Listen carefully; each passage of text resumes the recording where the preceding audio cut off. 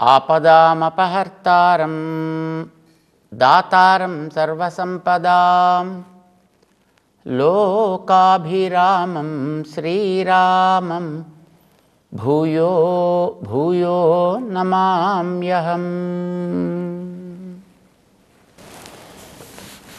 జయ శ్రీమన్నారాయణ. ప్రియ భగవద్బంధువులారా, భగవద్గీతలో 5వ అధ్యాయాన్ని మనం అర్థం చేసుకునే ప్రయత్నం చేస్తున్నాం. ఆత్మసాక్షాత్కారము అంటే తనని గురించినటువంటి జ్ఞానం స్పష్టంగా కలగడం. ఇది అర్జునుడికి కావలసింది. తనని గురించి స్పష్టమైన జ్ఞానం కలగడానికి, లేదు తనని గురించినటువంటి ఒక సాక్షాత్కారం తనకు కలగడానికి ఈ పనులన్నీ చేస్తే దృష్టి రకరకాలుగా డైవర్ట్ అవుతుంది కదా. అంచేత ఇవన్నీ మానేసి చక్కగా ఏ అడవుల్లోకో హిమాలయాలకో పోయి ఓ చెట్టు కిందో కొండ గట్టులోనో లేకపోతే కొండ గుహలోనో కూర్చుని హాయిగా తపస్సు చేసుకుంటూ కూర్చుంటే జ్ఞానం సక్రమంగా కలుగుతుంది కదా. అనవసరంగా ఈ చేతులు కాళ్ళు శ్రమపడి యుద్ధం చేస్తూ ఉంటే బాణపు దెబ్బలు తనకి తగిలి, తను వేసే బాణపు దెబ్బలు వాళ్ళకి తగిలి రకరకాల ఇబ్బందులు పడడం, ప్రాణాలు పోవడం, రకరకాల దుఃఖాలు ఏర్పడడం, ఈ తలకాయ నొప్పి వల్ల ఆత్మ సాక్షాత్కారం అనేది ఎట్లా కలుగుతుందా? కనుక హాయిగా ఏ కొండ గుహలోకైనా పోయి కూర్చుంటే మంచిది కదా. అంచేత అది సాధించాలి అనేది అర్జునుడి కోరిక. కానీ శ్రీకృష్ణుడికి అసలు నీకు శరీరం ఇచ్చిందే పనిచేయడం కోసం కదరా నాయనా, పని చేయడం కోసం ఇచ్చిన దాంట్లో నువ్వుంటూ పని మానేసి తిరుగుతానంటావేమిటి? కనుక నువ్వు పని చేయాలి అని చెప్పడం కృష్ణుడి తాత్పర్యం. ఒక అధికారికి ఒక ఆఫీస్ ఉద్యోగం ఇచ్చారు అని అనుకోండి, ఒక పెద్ద ఉద్యోగం ఇచ్చారు. వాడికి ఒక మంచి ఆఫీస్ ఇచ్చారు, వాడికి ఏసీ పెట్టారు, దాంట్లో వాడికి ఒక మంచి కార్ ఇచ్చారు, వాడికి ఒక కొద్దిమంది నౌకర్లని చాకర్లని ఇచ్చారు, వాడికి కొన్ని ఫెసిలిటీస్ క్రియేట్ చేశారు. ఇవన్నీ ఇచ్చింది చక్కగా హాయిగా రూమ్లో కూర్చుని ఏసీ ఆస్వాదించడం కోసం కాదు కదా. దాంతో చేయాల్సిన పని ఏదో ఆ పని చేయడం కోసం వాడికి ఇచ్చినప్పుడు వాడు ఆ పని చేయడం కోసం వాడాలి. తను ఆ ఆఫీసులో ఉన్నంత వరకు కూడా పని చేస్తూ ఉండాలి. అందులోంచి బయటికి వచ్చేసాడు అని అంటే తర్వాత వాడి విషయం వేరు. కానీ ఆ ఆఫీసులో ఉన్నంత వరకు దాని యొక్క నియమాలు, దానికి ఉండేటటువంటి క్రమము అది తెలుసుకోవాలి, తెలుసుకున్నట్లుగా పని చేయాలి ఆఫీసులో ఉన్నంత వరకు. లేదా హాయిగా దాంట్లోంచి రిజిగ్నేషన్ ఇచ్చే బయటకు వచ్చిన తర్వాత వాడి ఇష్టం, వాడు ఎలా కావాలంటే అలా ఉండొచ్చు. ఈ జీవుడికి అంటే మనకి ఈ శరీరం అనేది ఒక ఆఫీస్. దీనికి ఒక చక్కటి మెకానిజం ఏర్పాటు చేసి పెట్టాడు. ఒక మనస్సు, ఇంద్రియాలు, బుద్ధి, ఒక వ్యవస్థ, ఇవన్నీ కలిగినటువంటి ఈ శరీరం అనేది ఒక పెద్ద ఆఫీస్ నీకు ఇచ్చాడు. ఇందులో నేను పట్టుకొచ్చి పెట్టాడు. ఎందుకు పెట్టినట్టు? వీటన్నిటిని పని చేయించకుండా కూర్చోబెట్టి నువ్వెక్కడో కొండ గుహల్లో కూర్చుంటానంటే మంచిదే, కొండ గుహలో నువ్వు కూర్చోవడం అభ్యంతరం ఏం లేదు. కానీ ఆ కొండ గుహలో కూర్చుని చేసే తపస్సుకు కూడా లోపల చలేస్తే ఎవడైనా కాస్త వేడి నిప్పులు పెట్టి నీకు వేడెక్కించేవాడు, లేదు ఎండ ఎక్కువై లోపల ఉక్కబోస్తే ఫ్యాన్ పెట్టి మళ్ళీ దానికి కాస్త చల్లగాలి వేయించేవాడు, ఏ పూటకు ఆ పూట నీకు కాస్త అప్పుడప్పుడు కాఫీయో ఛాయో తాగితే దానికి టైంకి పట్టుకొచ్చి ఇచ్చేవాడు, ఏ పూటకు ఆ పూట నీకు భోజనం చేయాలని ఆకలి వేసినవాడు పట్టుకొచ్చి వాటిని జాగ్రత్తగా అందిస్తూ ఉండేవాడు ఉంటే అప్పుడు నువ్వు ఆ కొండ గుహలో కూర్చున్నా సాగుతుంది. అంటే అక్కడ కూడా నీకు ఇవి కావాలి కదా. నీకు తిండి అక్కర్లేదు, నీళ్ళు అక్కర్లేదు, స్నానం అక్కర్లేదు, సంధ్య అక్కర్లేదు, నిద్ర అక్కర్లేదు, ఆకలి దప్పికలు అనేవే లేకుండా, ఇతర అపేక్షలనేవి లేకుండా నువ్వు అక్కడే ఉండిపోగలిగితే మిగతా బయట ప్రపంచంతో సంబంధం లేకుండా పర్వాలేదు. కానీ నువ్వు శరీరంలో ఉన్నావు కదా, ఈ శరీరానికి ప్రతి పూటకి ఒక అలారం కొట్టడం అలవాటు కదా.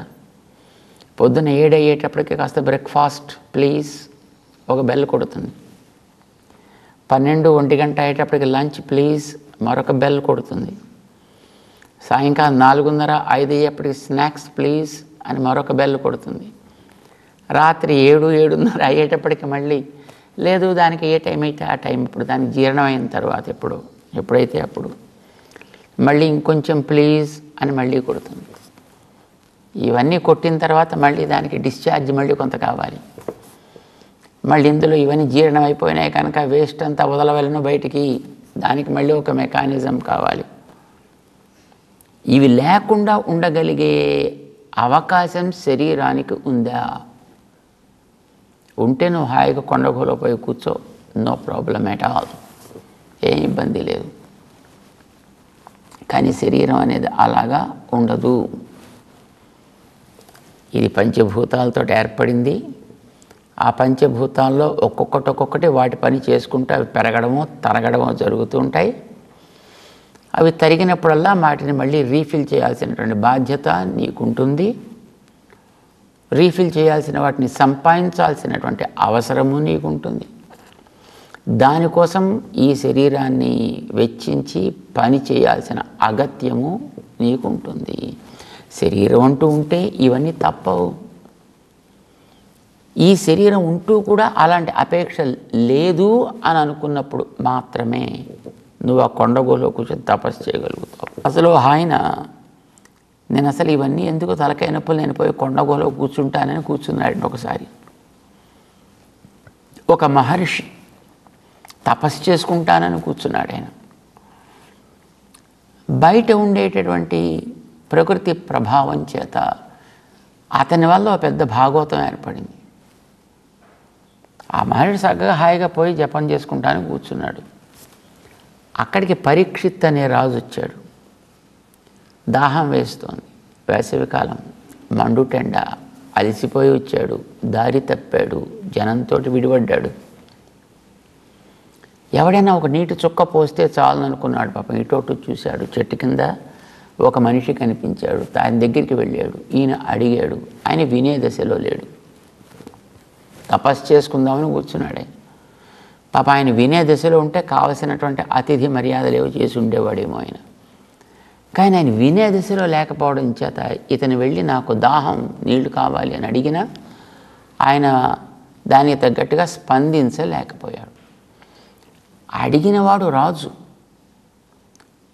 నోరు తెరిచి దేహి అని అడిగాడు ఆయన.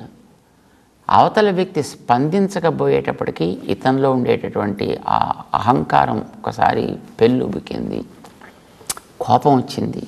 ఏదో చెయ్యాలనిపించింది. కానీ ఏం చేయలేడు ఆయన. చేయకూడదు. కానీ కోపం ఊరుకోనివ్వదు కదా. ఇప్పుడు ఎవడి మీదైనా కోపం వచ్చినప్పుడు ఆ కోపం తీర్చుకోవాలంటే ఎదుర్కొనే వెళ్ళి వాడిని 2 వాయించబుద్ధి అవుతుంది. వాడు పెద్దవాడై ఉండి వాడి చేతిలో ఇంకో ఆయుధం ఏదో ఉండి లేకపోతే వాడికి ఇంకో సాధనం ఏదో ఉండి వాడు వీడిని ఏదో చేస్తాడు అనుకున్నప్పుడు ఈ కోపాన్ని 2 వేసి వీడి తీర్చుకోలేడు. వాడి మీద తీర్చుకోలేడు. కానీ వెనక్కి తిరిగి ఈ తలుపును కొట్టడం, ఆ పక్క నుండి పుస్తకాన్ని విసరడం, లేదా ఆ పక్క నుండి ఇంకొక వస్తువుని ఏదో తగలబెట్టడము, ఇలాంటి పనులు ఏవో చేసి తనలో కలిగినటువంటి ఆ కోపాన్ని ఏదో చెయ్యాలనేటువంటి ప్రతీకార వాంఛని వాడు తీర్చుకుంటాడు. లేదా బయటికి పోయి వాడి దగ్గర వీడి దగ్గర వచ్చినవి రానివి ఉన్నవి లేనివి ఏదో వాడికి వెళ్ళ కక్కి అయినా తన కోపాన్ని, వాడే పెద్ద ఆఫీసర్ అనుకోండి, వీడు ఉద్యోగం ఇచ్చినవాడు అనుకోండి, ఏమనంటే వీడు ఉద్యోగం పీకేస్తాడు అనుకోండి, ఇంకప్పుడు ఇలాంటివి కూడా చేయలేడు వాడు. ఇంచేత అక్కడికి వెళ్ళి ఇంకా ఏదో పక్కన లేకపోతే తలుపులు తీసుకుని తన్ని తాను కొట్టుకుంటూ ఏడుస్తూ కూర్చుంటాడు. చేయగలిగితే ఇతడు మీద చేస్తాడు, లేకపోతే తన మీద చేసుకుని ఏడుస్తాడు. ఎక్కడో ఒక చోట ప్రతీకారాన్ని అయితే తీర్చుకోవాలి, కక్కాలి. వెళ్ళినవాడు పరీక్షిత్తు రాజు. ఏదో చెయ్యాలి.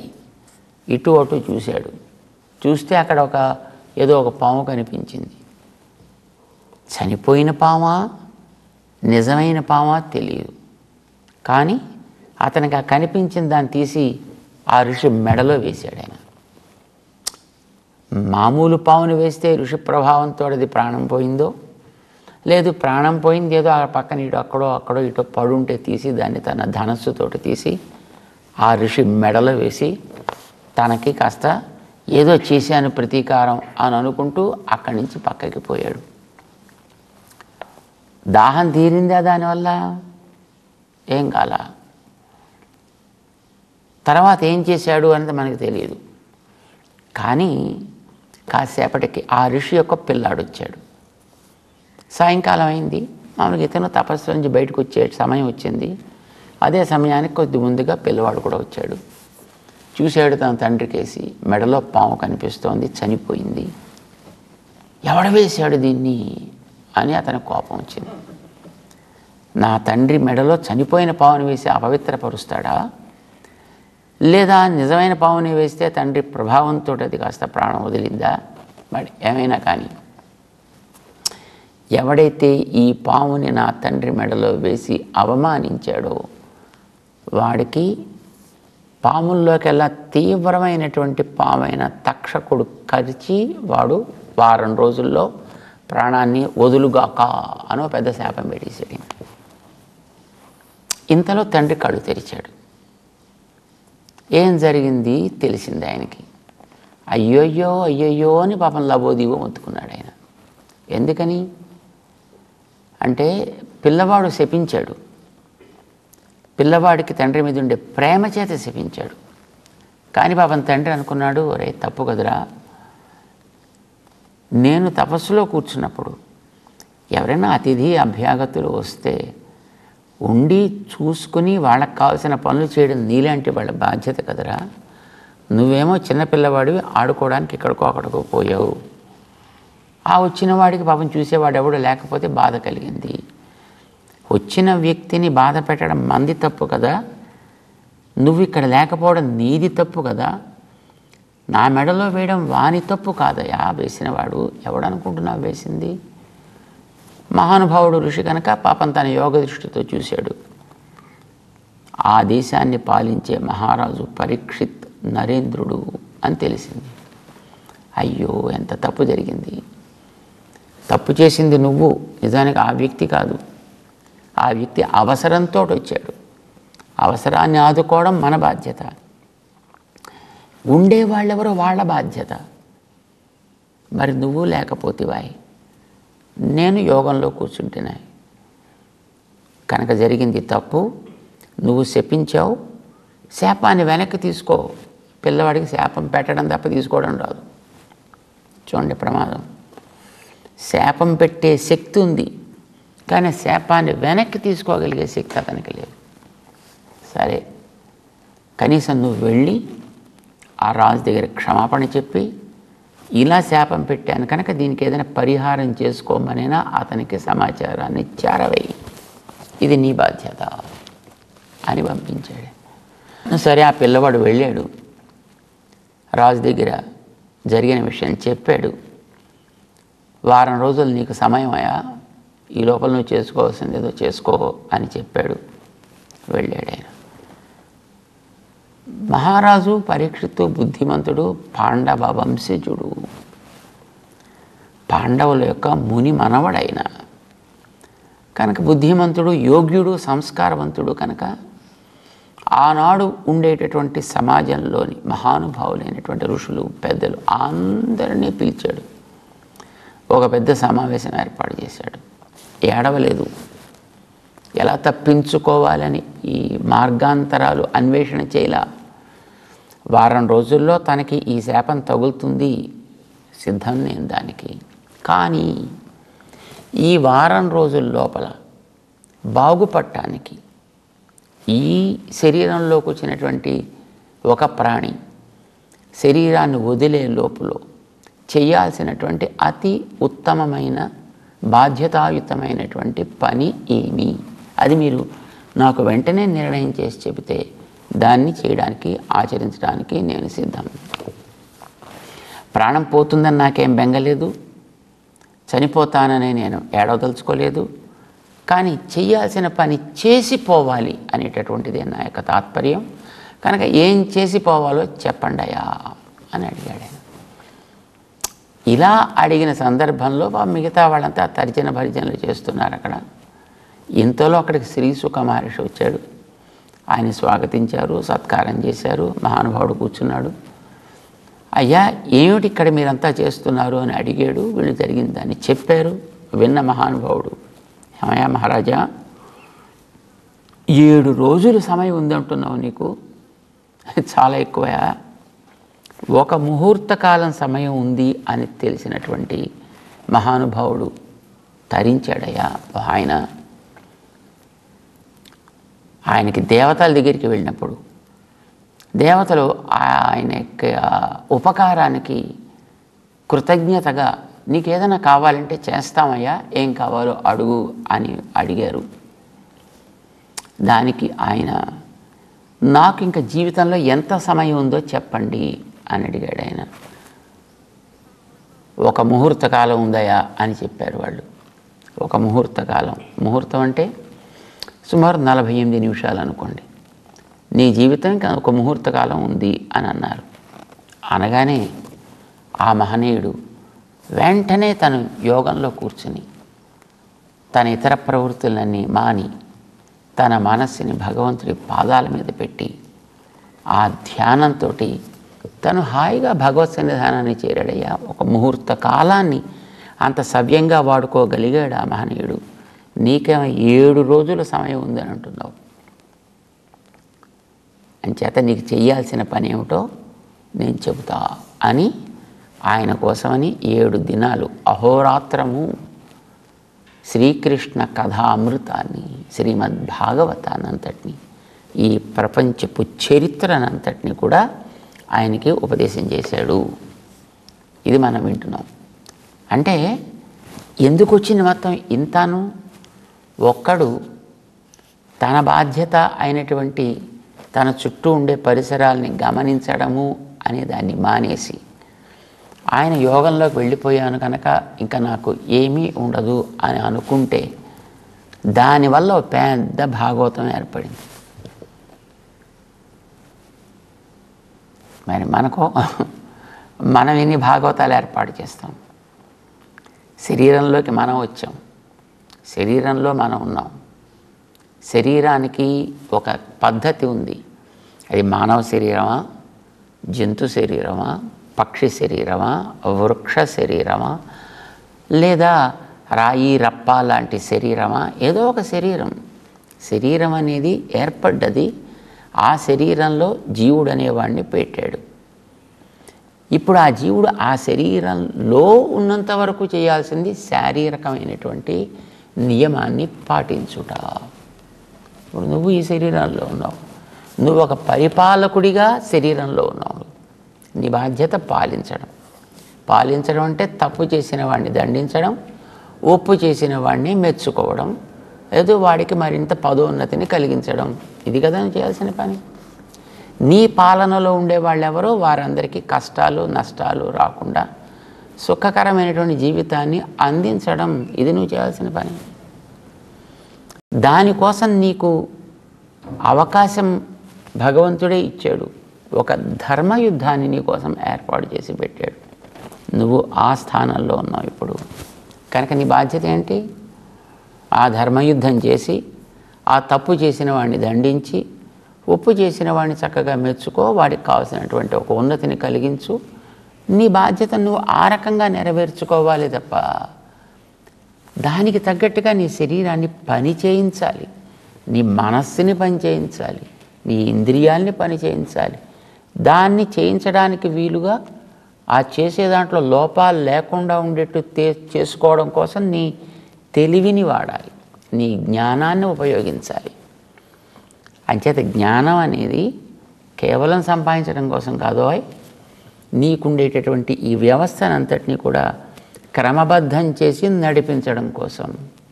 నడిపించడాన్ని, నడవటాన్ని కర్మ అంటాం. నడిపించే తెలివిని జ్ఞానము అని అంటాం. అది జ్ఞానం మంచిగా ఉంటే జ్ఞాన యోగం అవుతుంది. నడక సవ్యంగా ఉంటే కర్మయోగం అవుతుంది. కనుక కర్మయోగము జ్ఞానయోగము ఇవి రెండయ్యా. ఇవి రెండు వేరు ఫ్యాకల్టీస్, దాంట్లో సందేహం లేదు. పని పనే, తెలివి తెలివే. కానీ తెలివి కోసం కాదు, పని కోసం కాదు. తెలివి పని కోసం కావాలి, పని తెలివితో సాగాలి. ఇలా సాగినప్పుడు మాత్రమే నువ్వు చేరాల్సిన గమ్యాన్ని సవ్యంగా చేరతావయా. అంచేత రెండు వేరు అనుకుంటారు కొందరు. రెండిలో ఉండేటటువంటి ఆ లక్ష్యాన్ని, అంటే నువ్వు తెలివికి లక్ష్యం సుఖకరమైన జీవితాన్ని సాగించడం, చేసే పనికి లక్ష్యం సుఖకరమైన జీవితాన్ని సాగించడం. రెంటికి లక్ష్యం సుఖకరమైన జీవితమే అయినప్పుడు ఇవి రెండు వేరంటామా ఒకటంటామా? కావటానికి రెండు వేరైనా రెంటి లక్ష్యం ఒకటైనప్పుడు ఇవి రెండు ఒకటి అని మనం అండంలో ఆక్షేపణేమీ అవసరం లేదు. అయితే ఇందులో దేని మీద మనం దృష్టి పెట్టాలి అనేది ఆలోచించినప్పుడు మాత్రం నువ్వు తెలిసి చేసినా తెలియక చేసినా పని చేయడం అనేది బాధ్యత. కనుక పని చేయడం అనేది చాలా అవసరం. ఈ శరీరపు వ్యవస్థ అంతా పని చేయడానికి ఏర్పడ్డది. కనుక పని చేసుకుంటూ పో. తెలివితో చేస్తే సుఖంగా చేరతావు, తెలివి లేకుండా చేస్తే అప్పుడప్పుడు ప్రమాదాల్లో పడడానికి అవకాశం ఉంటుంది.